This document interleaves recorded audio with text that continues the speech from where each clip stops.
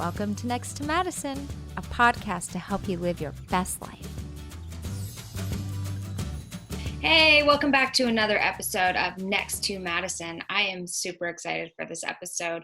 We are talking about finances, more specifically crypto.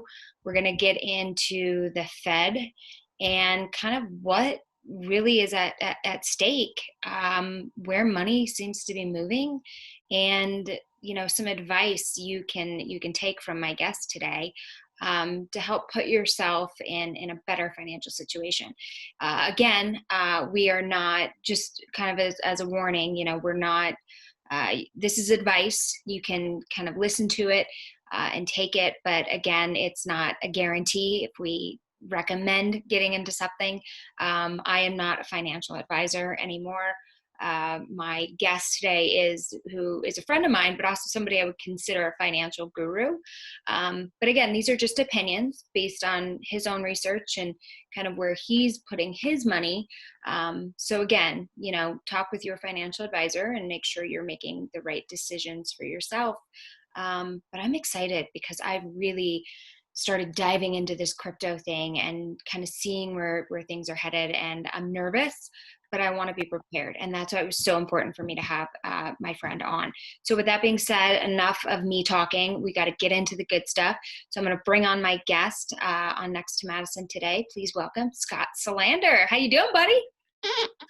I'm well. Thanks for having me. I'm looking forward to this. Oh, I'm so excited. So you and I have talked off the record about the Fed. And a lot of people understand what the Federal Reserve is, but I want you to kind of get into it more because some people think it's it is a government institution, which it is not. So just to make sure everyone's clear on that, some people may know, but I know that you have some opinions on the Fed. So let's just start there. Let's get into that. Sounds good. It's a fully loaded topic and question here. I don't want to sound too cynical as I describe Jay Powell, his policies in the Fed. Looking big picture, the goal of the Fed is twofold. One, employment, and two, inflation. So on the employment goal, they try to maximize employment. And on the inflation front, they want stable prices. Mm-hmm. So how do they do that? There's various tools that they can use. But the big fundamental change of the Fed is now really how they're just keeping rates low forever. And then also purchasing treasuries and mortgage-backed securities and just pumping constant and never-ending liquidity into the system. So I can keep rambling there and tell you all about my thoughts on the Fed, the long-term implications. But if there's something you want to kind of dive into, definitely go. Going into that because you and I both actually worked in mortgage-backed securities at the beginning of our careers. And we were both involved when the crash happened. And that was a crazy time. You actually, you guys don't know our relationship, but we're dear friends and we actually used to be roommates like 12 years ago. And Scott and I were living together when the crash happened and Lehman Brothers shut down. Do you remember that? Yeah, I remember sitting there, what was that, Sunday night, watching the TV with you, watching equity futures get smoked and the world effectively imploding and a lot of people losing their jobs. And the great financial crisis was a scary time for a lot of people. And, the repercussions have definitely lasted forever. So, yeah, because when I hear you saying that the Fed's buying up mortgage-backed securities, it's almost like they're going down that same path again. Entirely right. So when the Fed first purchased MBS and treasuries, they labeled it as a quote unquote experiment. Well, the reality is that's no longer an experiment. The Fed has painted themselves in a corner and they now have no choice but to continue to buy. And in line with that, keep rates as low as possible. So by doing so, what does that cause? It causes investors speculation for effectively additional risk. It forces risk takers out the curve into riskier assets, down in credit quality. and into riskier assets in general. So I'm Jeez. not a fan of what they're doing. I think that they are kicking the can and mortgaging and leveraging future success for kind of a short-term fix. So I don't want to be too negative, but that's my view.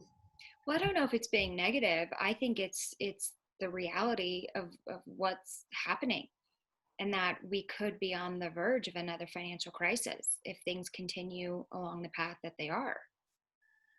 It's all so correlated right now. I'd love to believe that, hey, there are certain asset classes that will perform, well in certain environments and vice versa. But Hmm. what you have, which is fueled by the Fed, is you have basically all asset classes performing the same way. Stocks are going up at the same time that real estate is going up, and just all the asset classes, and talk about commodities going up in line with it, and now Bitcoin's going up. I mean, everything seems to just be going up right now, which is great if you're an owner of risk, if you're an owner of risk assets. But if you don't own these assets, then you're not participating in what's going on. Hmm. So why I'm not a fan of the Fed policies are just how it's increasing the inequality, the wealth inequality in this country. So talk about the Gini coefficient, the difference between the rich people and the poor people. Well, that's only expanding right now. And as you think about what the Fed has done since March of this year, when COVID really hit, okay, rich people had money, so they had stocks, and then the Fed comes in and airlifts $4 trillion in the market, cranks the balance sheet up to $7.4 trillion. Well, what happens there? Stocks fly. So Yeah. stocks, or S&P 500, an index, is up 65% since March. The Nasdaq, tech heavy, is up 85% since March. These are substantial figures. So if you have money and you are able to participate in this equity rally, guess what? You now have a ton of money. Whereas if you don't have money, and call it you're poor, you're living paycheck to paycheck, you do not get to participate in these Fed policies and how they've just cranked asset prices, through the roof.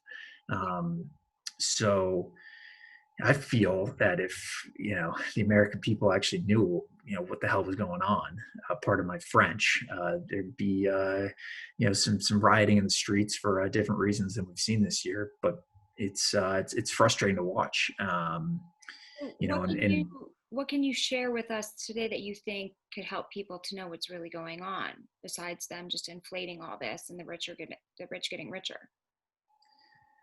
so the key is to find a way to participate in what they're doing. I like to say, buy what the Fed is buying. To shorten that, buy with. So if the Fed is buying mortgages, okay, well, you can't maybe go directly buy mortgage assets, but what you can do is take out a mortgage, find a way to put 3-5% down, buy a home, house hack, however you want to structure that, but participate in what the Fed is doing. The Fed's going to keep rates low forever. So that is short-term rates, but that's also long-term rates. The curve will be relatively flat for a while. And sure, you can argue that mortgage rates are based off a 30-year Treasury, and even looking at 10-year Treasury at 90 basis points, you can say, okay, curve's pretty flat, and they'll just keep buying. So I'll try not to hammer home the same points. But so Fed's keeping interest rates low. What else is the Fed doing? By keeping interest rates low, you effectively keep stocks high. When you can change the valuations on stocks by keeping interest rates and risk-free rates very, very low. And then you have Powell, last week or 2 weeks ago on the presser, coming out and saying, hey, PE, price to earnings ratios, don't matter. I mean, that's an absolutely absurd comment from Fed chairman, but it's the reality. So you got to face the reality. And you used to look at fundamentals, for the entire history of time. You look at fundamentals, you'd say, okay, let's look forward. Okay, PE ratio is this now, and we think it's going to be this, and earnings are this. Well, To my comment earlier, NASDAQ up by 85% since March. I mean, that's on, negative earnings growth, which is absolutely absurd. So you kind of throw the fundamentals out the window. Well, so what you're saying, rates are low, stocks are high. Most people would say that's a great thing. Let's keep that going. That sounds great. But this can't keep going. So Sure. So let's just, what's going to happen? ask 21 questions here. I mean, if you're, older and you're at retirement age, you should, in theory, own less stocks. Okay. As you get older and you lower your risk profile and you have less stocks and more kind of fixed income assets, what are you going to buy? You're going to buy 6-month bill at what, 25 basis points, 0 basis points? You're going to buy 10-year treasury at 90 basis points and what, make 1% in your retirement? I don't know. No, Are you? I mean, That's nothing, and then you think about these Fed policies and how that impacts inflation. Inflation is going to be real. I'm not in the camp that inflation is going to be 5, 6, 7, 8%, but it's going to impact more than it has in the last 10, 15 years. It's a little frustrating because when I think about what's going on and I look at the stuff that I buy, I see prices going up dramatically. Now, CPI is not going up as fast as the stuff that I seem to buy. Maybe I'm buying the wrong stuff. However, it seems to me that CPI, Consumer Price Index, can almost be manipulated by the Fed. Okay, hey, we'll just make this basket a little bit different, or we can replace this with that to keep CPI low. Well, how does the government, benefit from CPI low? Well, there's all these, COLA adjustments, cost of living adjustments, and the Feds have a ton of liabilities based off of CPI and based off of these COLAs. So, keep inflation optically low, while at the same time kind of inflating away these liabilities. So what do you think, because you always heard the thing of, when inflation goes up, the price of silver goes up. Would that be something you would suggest getting into? So commodities all seem to be all are dollar denominated. So when you think about oil, okay, how much is a barrel of oil? $40. Okay, you go to the pump, depending on what state you're at, $2 right now for a gallon of gas. Well, if inflation is real and the value of the dollar goes down, that just means commodity prices are going up: silver, gold, platinum, and then oil as well. So it becomes the point where you need a lot more dollars to buy that gas, that fuel. So Yeah. it's and we so I do think commodity prices are going up. They've already gone up substantially. Again, everything since March has really gone up. So, you really couldn't have missed. I mean, anything that you owned within reason basically went up, and it went up dramatically. So, back to the whole comment on the Gini coefficient. Okay. If you are now going to buy a home, well, guess what? If you're a first-time home buyer, prices are up dramatically. If you're a first-time buyer of stocks, stock prices are up dramatically. Okay, so is that annoying? Yeah, it's really annoying. Mm-hmm. So then the question is, what is the alternative? And TINA, there is no alternative.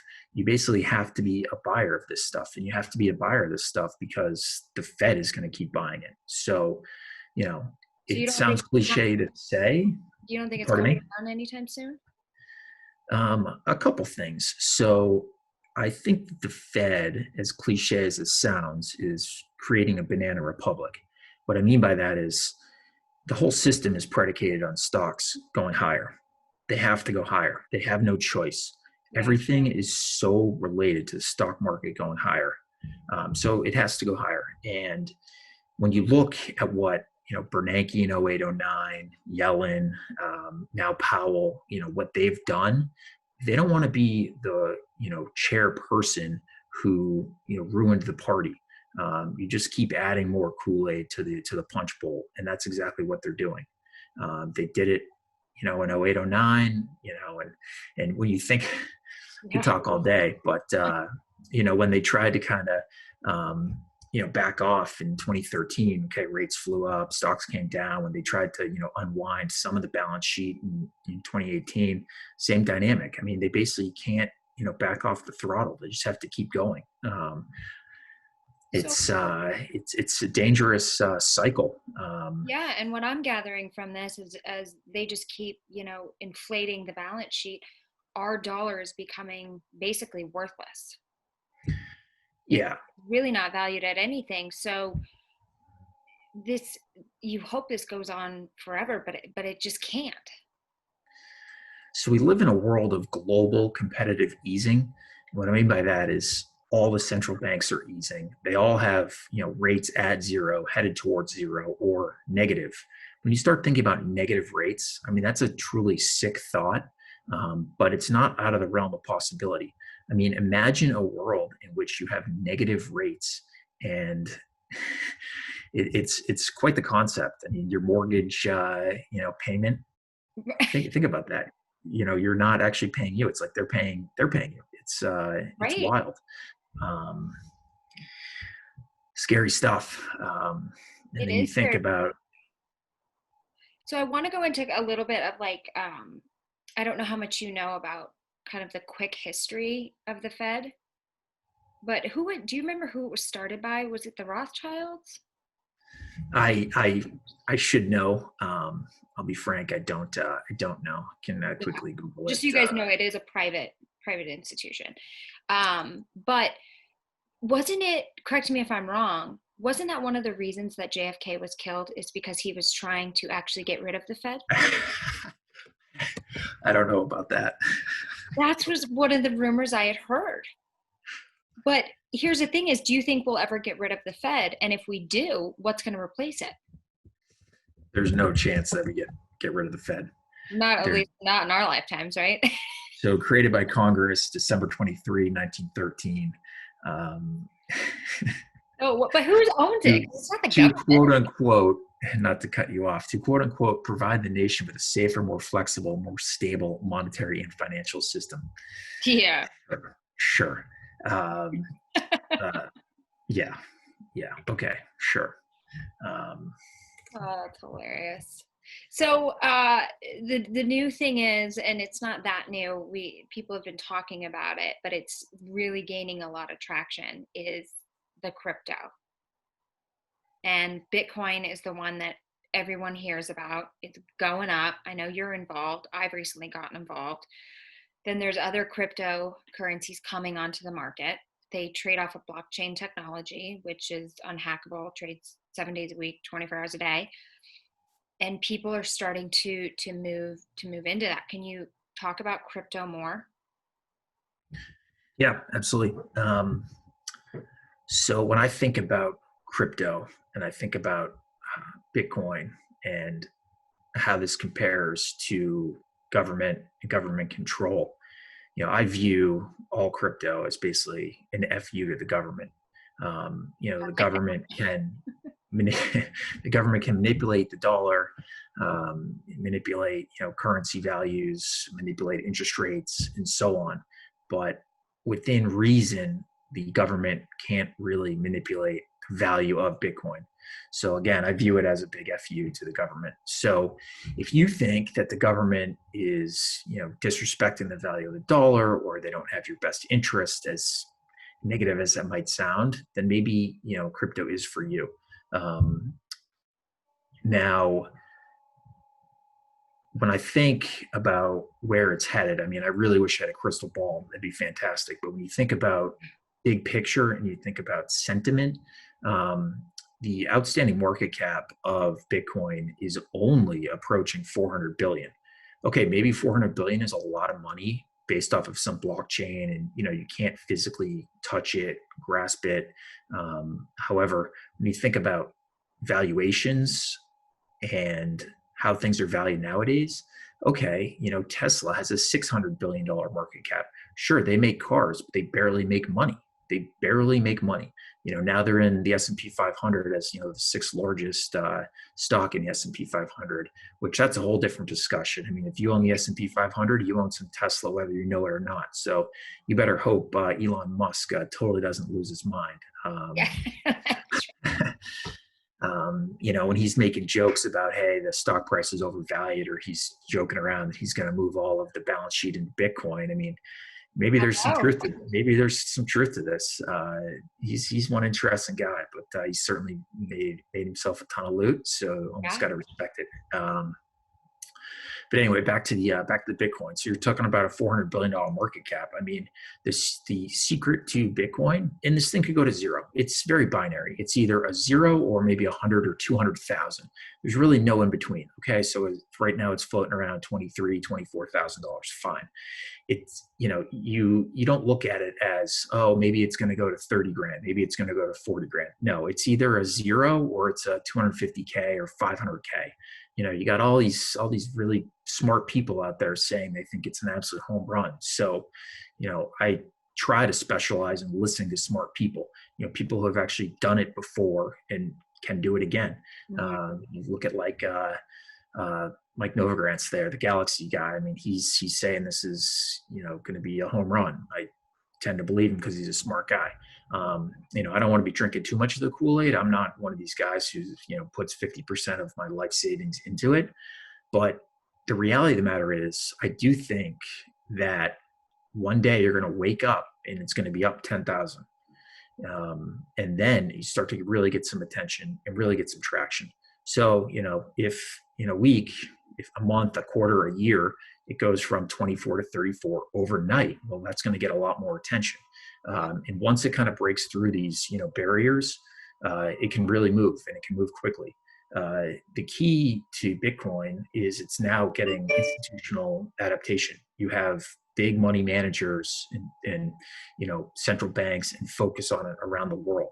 So again, if you can, put a $600 billion market cap on Tesla or a $2.2 billion market cap on Apple, why can't you, put that and then some on this blockchain, which, to your point earlier, can be purchased, 24 hours a day, 7 days a week, 365 days a year by basically anyone. So whether you're buying it in your Coinbase app, which, they're going to IPO, if you're buying it in PayPal, which is already public, or you want to go buy, ETFs that are based off of Bitcoin. I mean, there are multiple ways to now purchase it. When you think back, 5-6 years ago when Bitcoin was kind of really getting going, there weren't that many ways to buy it and have access to it. But now there are substantially more ways to get involved. Yeah, and the thing is, like, when I got into it, I first opened a Coinbase account, which you were saying is going to IPO soon. But the one thing I noticed about Coinbase was their fees. Their fees are pretty high. So I decided to go into an ETF fund under Charles Schwab. And that way it's like, okay, I knew that I could more easily access it if I needed to. It'd be easier to kind of buy in. The fees would be lower. So there's advantages to that. And so it's a better area to kind of more safely get in a way, because you can go to more of these kind of secure, institutions to purchase it. Exactly. I mean, there's potential fraud out there, with anything. It's not specific just to a Bitcoin, but, you want to have some diversification within it. So, okay, you don't want to put all your marbles in, Coinbase or all of them in PayPal, to your point, the ETFs like GBTC. I mean, there's all these small ones popping up, and who knows what's real and what's good, but they're moving around. People are trading them. BITW is another one. It's they're moving. It's risky stuff, but to kind of your comment earlier, I'm not saying, hey, go all in on this, but having a few percent point of allocation is, correct risk management. If say you have $10,000 to your name, you put 5% in there. Okay, it's not the end of the world if it goes to zero, but if it goes to 250K, 300K, 500K, and you don't have involvement, you're going to be annoyed. Well, that's exactly right. And you had said, before that the Fed is creating more of this inequality because the poor people that are living paycheck to paycheck can't really get involved. But here's the thing, you guys, is you can get involved in this, because some of these ETF shares of Bitcoin, what was it, the GTHB or GTC? Yeah, GBTC. Yep. Yep. That one I think was trading around $25. So even if you just, find $25 a month just to put it in there, just to be in the game. And then if you can get that to 50, if you maybe, limit going out, or well, nobody's really going out now, but maybe if you drive to Starbucks, stop that and put that in there. I mean, it's important to get in the game and not sit here and say, well, I'm cash crunched and I've got this and I've got that. Find a way to get involved. That's just my unsolicited advice. Yeah, again, I wish I had a crystal ball. It could be a zero, which should be frustrating, but in the same light. Yeah, but if that's your Starbucks in a month, like, you already pissed it out anyways. I love Starbucks. I love coffee. I'm addicted to coffee. It's the best. But exactly. Finding a couple bucks, to your point, is definitely kind of prudent risk management. And, good thing to be involved. And, just by being involved, even if it's a little bit, you feel involved, and then you start looking at this stuff a bit more. That said, I definitely caution, trading it around. Then all of a sudden the tax man comes after you, and okay, you bought and sold some coins and you owe $50 in taxes, and that's just a headache. So it's like, you view it for what it is. To your point about $25 a month, just put it in there, keep buying it, and don't look at it.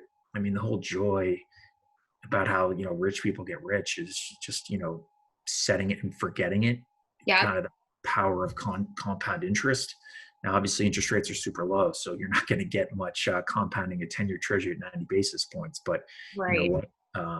You do get the joy of kind of the Fed goose equities if they keep going up, and you just don't look at it, and look at it in 10, 15, 20 years when you really need the money. So.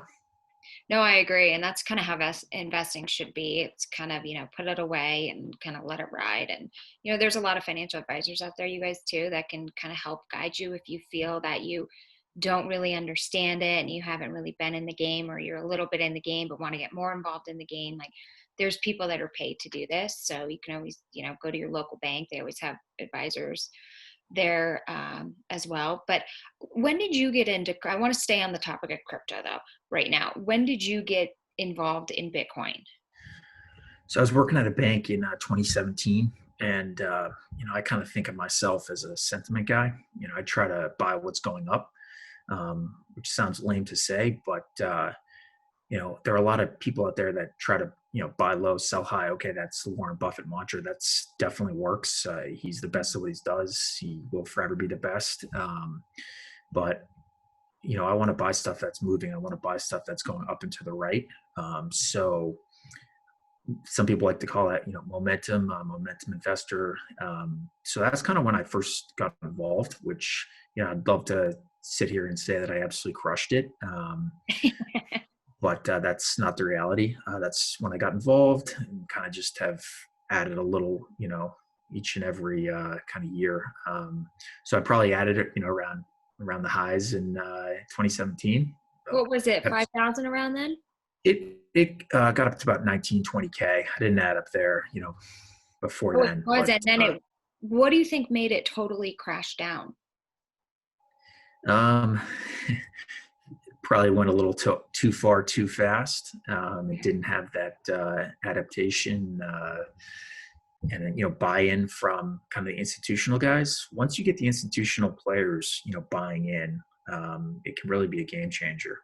And you have that institutional buy-in now, and you don't have an institutional buy-in on all asset classes, but when you do get that, they can definitely move. So you have central banks out there looking at this stuff, and when I think about what's going on in the world, I mean, you have the Swiss National Bank owning a ton of tech stocks, all the FANGs, Facebook, Amazon, Netflix, Google, and so on, Tesla, and so on. I mean, their balance sheet is just a ton of tech stocks. Are they going to come in and say, hey, we want to buy 100 billion of Bitcoin, well, that's going to send it right up there. And to my comment earlier about, hey, waking up one morning and it's 10,000 higher. I mean, you get buy-in from a couple of those guys and the thing just really flies. So um, I got involved in 2017. That's kind of when I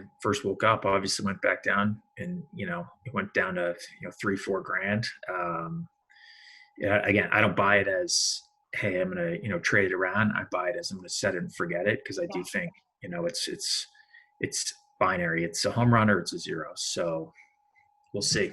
Do you think our future currency could be crypto? Because they're saying the US dollar is the reserve dollar, right? But it's worthless. They call it a fiat currency. It's backed by nothing. Yeah, the history of gold is remarkable. And the U.S. government basically said, "Hey, come and deliver your gold to us. You don't have a choice. Deliver it to us, or we're going to put you in jail." 1933, kind of after the Great Depression. We're going to give you $20, whatever it was, $20.67 for each troy ounce of gold. In 1933, give it to us, or you're going to jail. And then J.P. Morgan comes out and he says, gold is money. The rest is just credit. So the US dollar is the reserve currency of the world. Pretty much everything is denominated in US dollars. When you think about, kind of best of breed investing, the reality is you do probably want to be in the US. Maybe that's a little pompous view, but the US dollar has gotten crushed because rates are at zero, and the Fed is almost just beating down the US dollar in order to goose stocks. The correlation between the dollar going down and stocks going up is pretty high.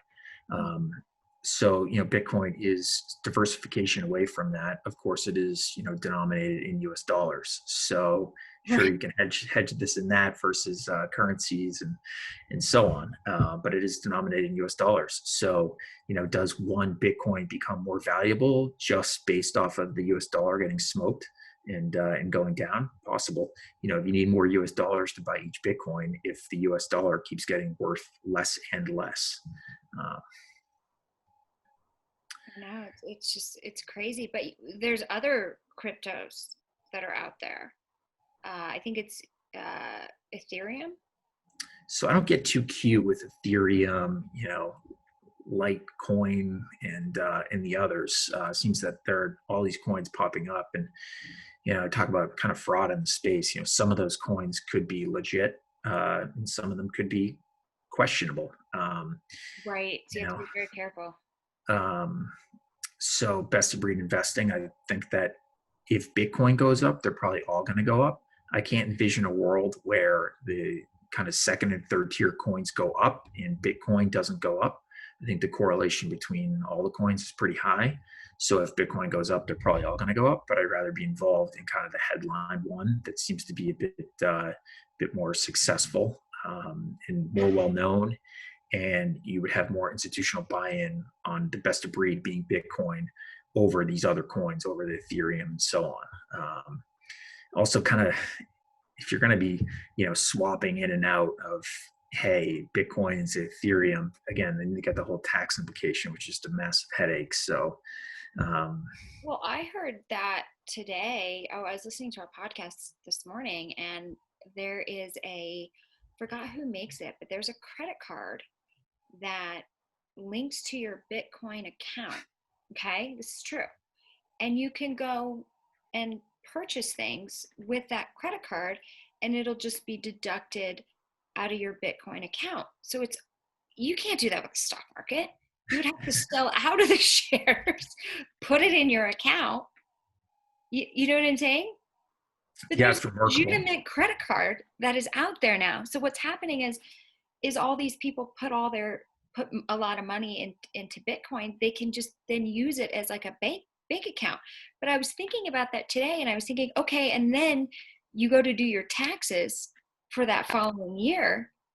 What a mind fuck. Are they taking your credit card statement and then being like, okay, well, technically you bought it on this day, so it's selling for this price, so it's this amount of capital gains, and Do you know what I mean? So it's like I have to research that more, but I'm like, it kind of hit me at that exact moment where I said, is this where the world is actually going to go? That everything will be done in crypto. People will put their money in crypto. Banks will become smaller as people aren't sitting on cash anymore. It's going to turn into this crypto world, and it'll almost be like this debit card. But the difference between having a debit card hooked to a Chase or a Bank of America is you're not earning jack shit on that. Where you're actually earning, but at the same time, you could wake up one morning and not be able to pay your gas bill because it crashed. Exactly right. I mean, I love what you just brought up. I mean, the whole concept of Bitcoin is, dreaming big. You really have to have a big imagination in order to picture a world of, paying for everything in Bitcoin. But that's basically exactly what you described. Yeah. And there's So legit, this is a real credit card. I mean, having this kind of big imagination is how you picture Bitcoin up at 250K, 500K, and so on. Now, that said, to your other point, I have literally no interest in dealing with the tax implications and headache of all that stuff. I'm not a financial advisor. I'm not a tax accountant. I know nothing in that space. So, caveat with that.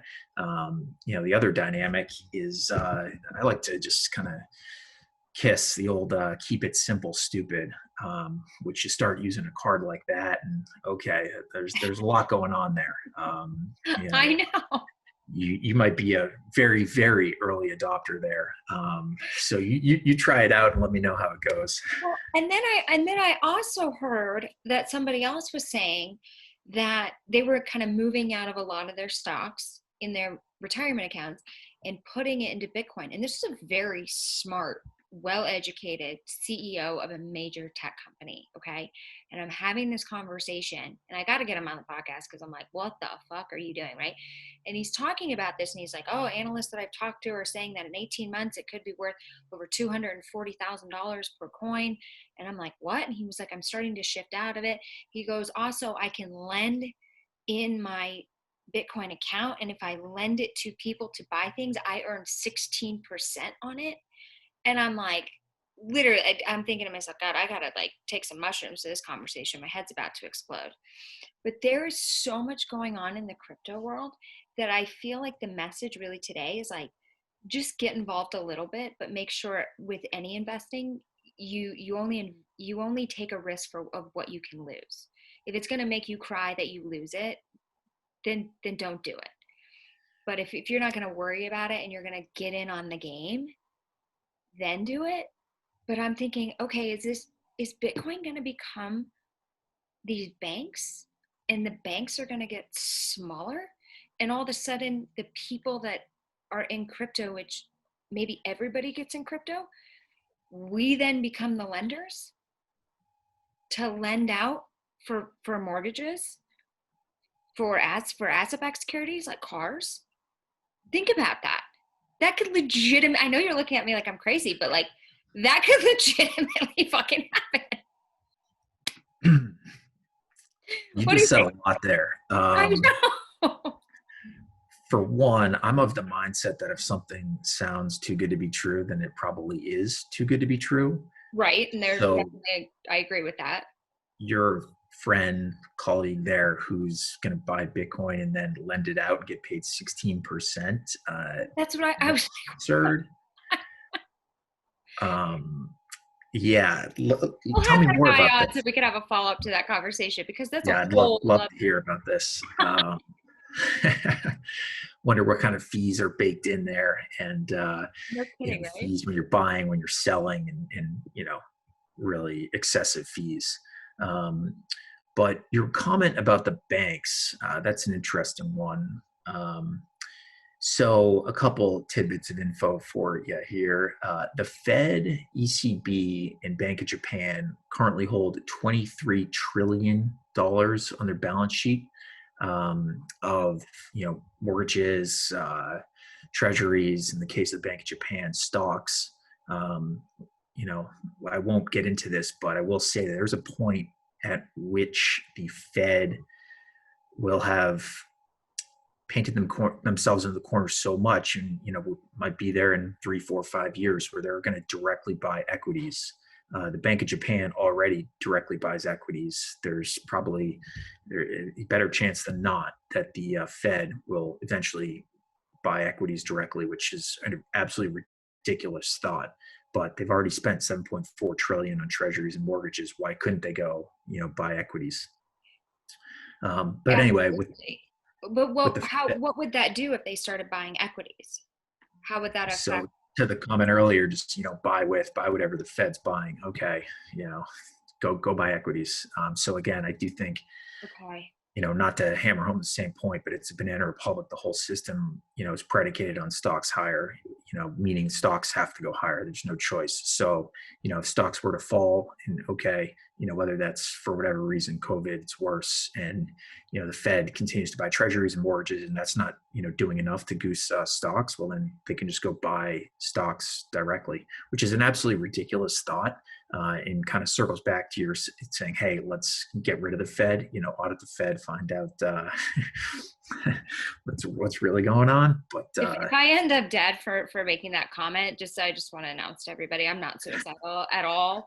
I like my life. So if I do end up dead for that comment, please investigate. You don't know what they're. Need a few more followers on your podcast here. And then, that's exactly right. They're going to be like, oh, fucking JFK girl. Boom. God. Hey, I'm just warning everybody. love conspiracy theories. But, Exactly. But you here's know, the thing is, it's what goes up must come down. Do you know what I mean? And then it goes back up.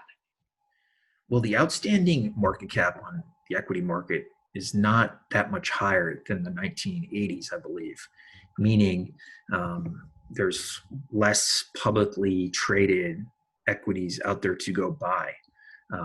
That's one reason why private equity's done so well is they basically just go buy these public companies, take them private. And, if you have access to the private, market to invest in these private equity companies, then yeah, you've done well. I mean, you've seen a lot of pension, companies, CalPERS, CalSTRS, getting involved in private equity rather than buying publicly traded stocks. So, Wow. the reality of the matter, not to get off the Bitcoin crypto topic here, but for the last 12 years, buying the dip in equities has worked every single time. It's remarkable. The Fed always seems to protect you. Stocks go down in March, the Fed comes in and helps you out.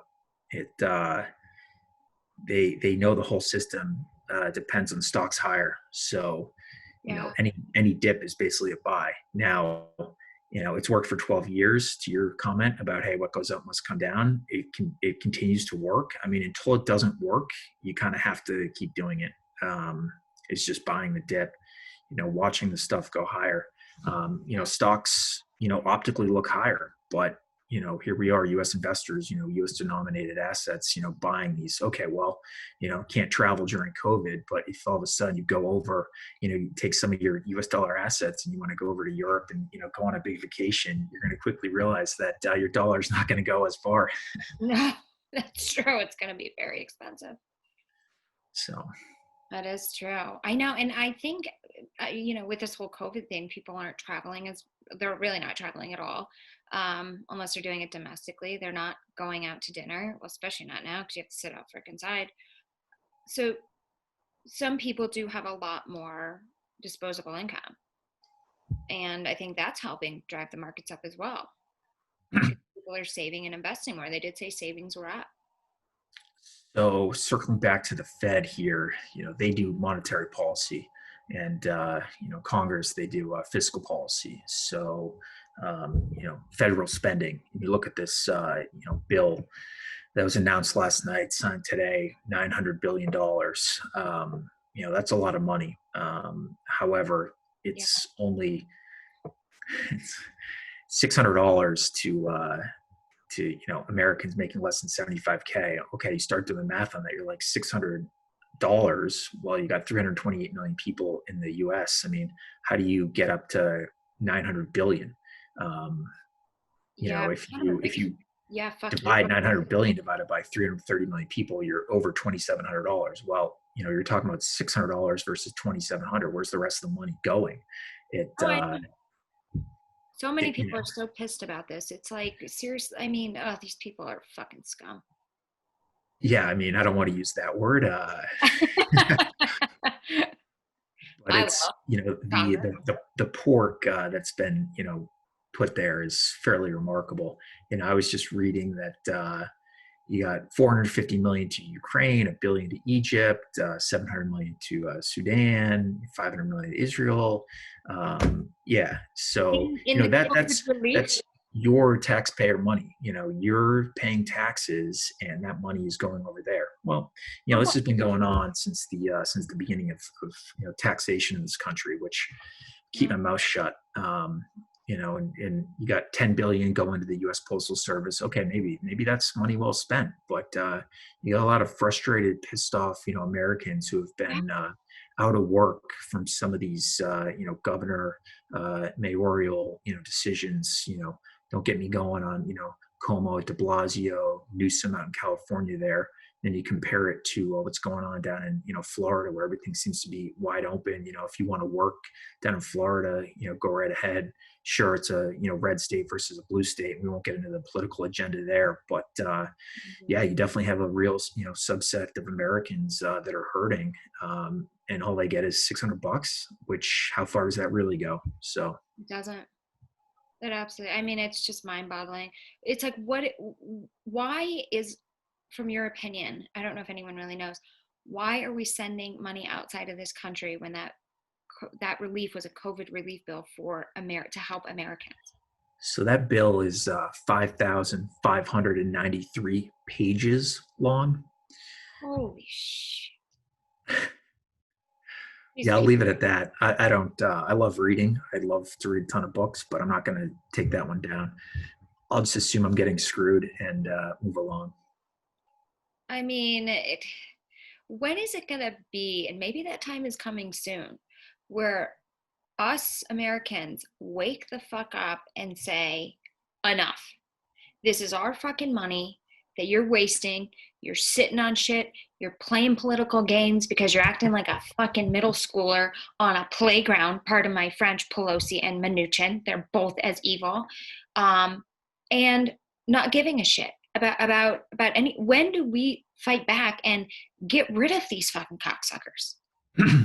These, It's it's got to um, stop. They work for us. so what I find ridiculous is, I think that term limits would be a very, very good thing. Pelosi, she's Yes. been in there for how long? She's 80 years old. Again, not to talk, Biden, Trump, whatever. Biden's in there for 47 years. I mean, at some point, 47 years is a little too long. How about some term limits? Is 10, 15, 20 years, is that enough? Five is enough. It Five is. is good. Exactly. And are these politicians going to spend more time serving the American people than trying to get reelected? And term limits probably does that. So I think it's time that we just revolt and fight back and be like, no, this is our money. You work for us. Things I feel like we just have no control anymore. We just pay our taxes like little puppets. We do what we're told. well, if And you want a safe job with a nice pension, get a government job. that's what I'm thinking about. I'm gonna go run for something. I'll whip this Well, place right into shape. I don't know if you'll get that job after this podcast, but I'm sure you can take Yeah. it down and censor and mute it. Right. Where I'm like, you fucking scumbags. Maybe I will, You never know. Maybe people are looking for change now. They're not Yeah.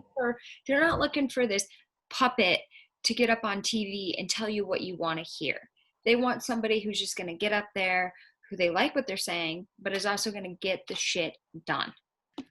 But Yeah, it's if you can't beat them, join them. On the one hand, go get a government job, just play along, play nice, collect the pension, put your head down, work 9 to 5. I mean, no disrespect to government employees, but, a go lot of sit them, on a board of they'll a hit, Ukrainian. it's 5 p.m. and they're gone. I know. So, It's absolutely insane, right? I mean, but they're not all bad. There are some people that are in government that are doing a very good job. It's just the problem is the really bad ones seem to be a lot louder and a lot bigger, so it kind of minimizes what they're actually, the good stuff that's going on. I agree. I agree. No, I don't want to discredit any of their hard work, but your point about, hey, the priorities probably need to shift or change. I think that's very well received. So, Yeah, no, it absolutely is. So tell us before we wrap up, kind of where listeners can go if they're not already involved. If you guys don't have like a financial advisor, or you're wanting to get in, you're like, you know what, I can scrounge up 25 or $50 a month. How they can go in? What would be the best way to open an account to start getting in the game, as I call it? yeah, I'm no expert, and I don't, really know the absolute cheapest way to do it. But if you have a brokerage account, you can buy some of those ETFs that you described earlier. If you have a PayPal account, you can, buy, a fraction of a coin there. Same thing on Coinbase. Again, it's just a little bit of, diversification. No one here is saying, hey, put 25% of your entire life in this thing. No one's saying, leverage yourself to, go buy Bitcoin. And, you will lose your mind if you look at this thing every day. You will absolutely lose your mind because no one can buy at the absolute lows and sell at the absolute highs. It's just incredibly frustrating.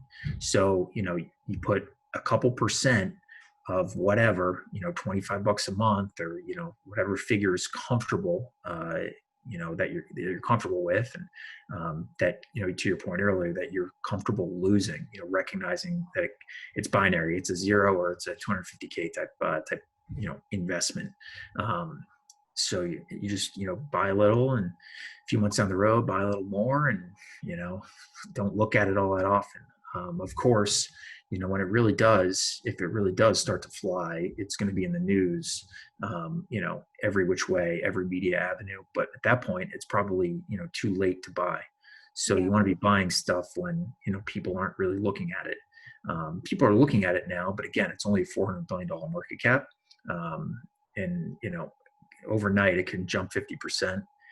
And, once it does that, it will get the attention. So Oh, stuff can move, and it can move quickly. And, but again, don't look at it. You'll lose your mind if you look at it every day. it's so true. But yeah, and you got, just like my personal opinion is, when I went into Coinbase, it was very easy to set up an account. It was very easy to buy. But I noticed that the fees were pretty high. So for me, I'm going to go into, I set up an ETF fund through Charles Schwab, and I'm going to kind of go through it that way. So do whatever's best for you. Um, you know, whatever you're kind of comfortable with. But share with us your background so people listening to this don't think you're just some guy sitting in a basement totally full of shit. Because you do have a credible background. Yeah, I worked at a few different banks. I worked at an asset manager. So, kind of sat on trading floors for a greater part of 13 years, but I'm now out of that business, with interest rates as low as they are, with everything just becoming more electronic.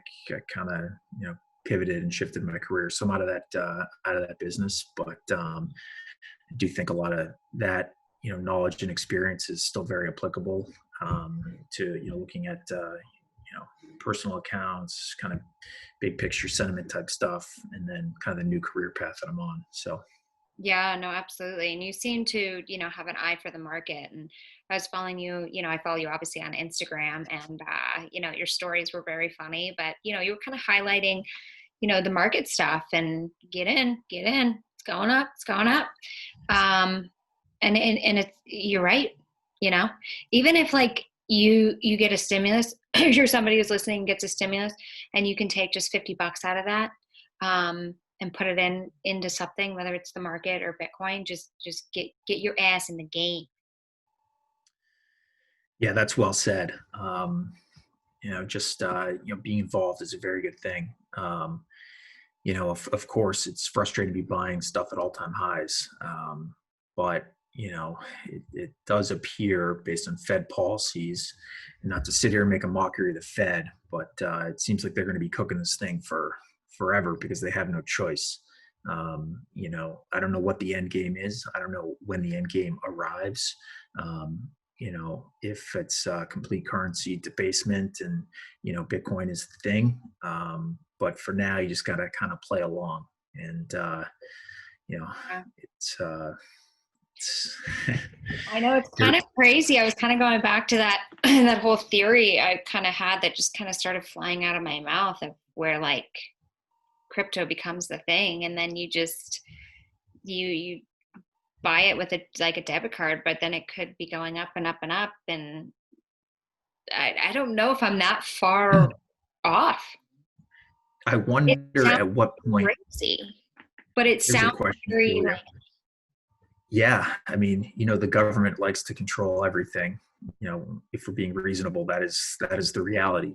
Is there a point at which Bitcoin is so expensive where it can control so much, and the government can't track it, where the government steps in and says, "Hey, just like they did with gold, you got to turn in your gold back in 1933. Okay, now you got to turn in your Bitcoin. That's the whole point of Bitcoin, right? So it's on the blockchain, yeah. can't really be tracked and so on. But, the government can do certain things to alter that. So, if and when Bitcoin is 250K, does the government come in and step in and say, hey, you got to let us know that you actually own this, and you got to report this and Oh well, turn it in? I have news for you. My father is a CPA, and this year, the front cover of the 2020 tax returns, you'll see it when you get it. Were you involved in crypto? First question. First, right on the front cover. That is Not, so that has already happened. They already are looking. They want to know who's involved, and they're not making it go away, but you're going to have to pay your fair share. Now, the question is crypto, is it's viewed as an investment, is it still going to be capital gains tax, or is it going to be taxed under something else? That's the question. So that's in line with, hey, just buy it, don't sell it, right? Right. If you start selling it around, you got to pay taxes on it, and Mm-hmm. the IRS is going to come right after you. So I'm Sure. not a CPA, but I just want to be Just buying it, tucking it away. The other side to that equation is, once this stuff starts getting on magazine covers, and sure, the IRS forms are one thing, but when Bitcoin's on all these magazine covers, that could be the peak. That's kind of been the peak for a lot of stuff when the Economist starts writing about it, when Time and Newsweek starts writing about it. That's normally the peak or the trough, depending upon what type of articles they're writing. um, Meaning like that's as high as it's going to go usually when they start. yeah, so I used to work at this. Haven't they already written about it though? It's I mean everybody knows about it now. Yeah, so I view news outlets very good at telling you what has happened rather than what is going to happen. Um, so I worked at this technical registered investment advisor that kind of focused on technical analysis 15 years ago, and they were very big on kind of tracking all of the magazine publications and articles that were out there. And when oil was peaking in 0405, all they're saying, hey, um, okay, now everyone's writing about it, so it's time to go the other way. Is everyone going to start writing about Bitcoin, that then it's time to go the other way? So again, I don't want Do to you think contradict do you think they'll have the power to do that though? the media. Well, the media has more power than we should have ever given them. But yeah, no, yeah, you're right, because they tell you exactly what you want to hear, not what is actually factual. But you would with crypto, I thought it was more the government couldn't manipulate it, so it was more just kind of supply and demand is what's always driven prices. It's a basic. I mean, that is the joy of You would Bitcoin: you would limited think, supply. yeah, and you would think that if Newsweek or Time are writing about it more because they have written stuff about it, but they're covering it consistently, um, that it would create more of a demand Sure, at price. I agree with you. And then start thinking about the two. You talk about the U.S. dollar. Okay, well, you can just print more U.S. dollars. You can't print more Bitcoin, so there's limited supply of Bitcoin. And then if you do really get this demand, Yeah. um, and there are about 15 million Robinhood users. How many of those are going to get $600? And if they take that $600, and go buy stocks, what is that? Nine billion of equity demand that's coming into Robinhood. So again, Yeah. that's 15 million Robinhood accounts, all getting, give or take $600, then going and having $9 billion to spend. What are they going to buy? Are they going to buy Bitcoin? You have a $9 billion buyer of Bitcoin on a $400 billion market cap. That certainly creates demand. Are they going to go buy, Tesla stock? Are they going to buy Apple stock? Yeah. 9 billion in the grand scheme of things, some of these companies isn't massive, but it's, an additional bit. It's additional demand for this, asset, whatever that asset might be, publicly traded stocks, Bitcoin, and so on. So I guess what I'm trying to say there is there's just a ton of money in the system that's buying assets. Yeah. Well, now that they're printing so much of it, there's more than ever right now. The Fed is the enemy of the people as they're just printing, printing, printing. Yes, I agree. But you touched on the 15 million Robinhood um, users. I know that that's like a trading app, but kind of explain that a little bit because I have friends that have recently gotten into that and they're pretty hyped on it. So I think they just paid a massive fee to the SEC, like 65 million, for not properly disclosing their agreements with these trading houses. Shit. So Robinhood does not charge any fees when you're buying stocks or buying options. What they do is they sell your order to the banks. So the view is Robinhood is for retail investors. Respectfully, retail investors aren't that well informed. They're normally buying stocks at the highs and selling them at the lows.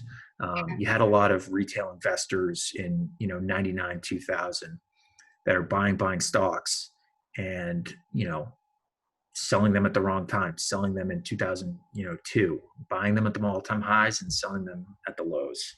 Yeah. That's fundamentally what the retail investor does. Respectfully, when your grandparents start asking you about buying stocks, that's probably the right time to be selling them. But anyway, back to Robinhood. They charge no fees, but they sell your orders to the banks. So if you're on a trading desk and you're hearing Robinhood is, the Robinhood users, the Robinhood boys, as they like to say, is going and buying Tesla or they're buying this or that. Well, maybe you want to go the other way, take the other position. And, then you can, front run orders and okay, you pick 1 cent here. And even though the lot size might be super small, 1 cent times, a zillion when stuff is so electronic. And talk about DRW getting super fast fiber optic wires to basically front run everybody, and there's all those books out there, Flash Boys and everything, where every little 1/10 of a microsecond makes a massive difference. So Robinhood was selling the orders to the banks, and it's disclosed, and that's how they charge you no fees. Now there are a lot of people who say, hey, well, my size is not that big, I don't care if I get picked off, fine. At least I didn't pay $7 for a stock, or I didn't pay, for an option order. But anyway, Robinhood is an app where you can, put $1,000 in there and um, have some fun with it, or seriously, set up a kind of buy and hold investment portfolio. So it seems to be catching on. It's easy to use, and it's opened the eyes to a lot of new users and hopefully new investors, and hopefully some people are finding some success using it. Yeah. So they have about 15 million users already. I think that's the case, and I do think they're going to IPO as well. But yeah, 15 million users. I mean, that is a ton of users when Yeah. you got 328 million, people in the U.S. and how many people are actually of age. And I assume this is 15 million, around the world, but that's a ton of users. I mean, Yeah. everybody started, in March when they got sent home from their jobs. Okay, bored out of your mind. Portnoy Barstool there. He's like, well, all the sports were shut down. So what do? You go play in stocks when you can't, go watch sports and bet sports. You start playing in stocks. So it's perfect storm for Robinhood there, as everyone's just home, kind of looking for something to do. So they open up a Robinhood account and trade it around. Great, I know it's crazy stuff, but well, this has been great. We'll wrap up, but yeah, where can people find you if they wanted to, follow you or what? Did I make too much fun of the Fed? Yeah, no. I don't know if I You know need where to find me. any. Yeah. I don't know if I need any followers. We'll have them go through you. And Yeah, there you go. But no, this was absolutely great. And you guys, just to kind of summarize again, get in the game. You gotta, what is it? Play it to win it. Be in it to win it. Be in it to win it. Yep. Be in it to win it.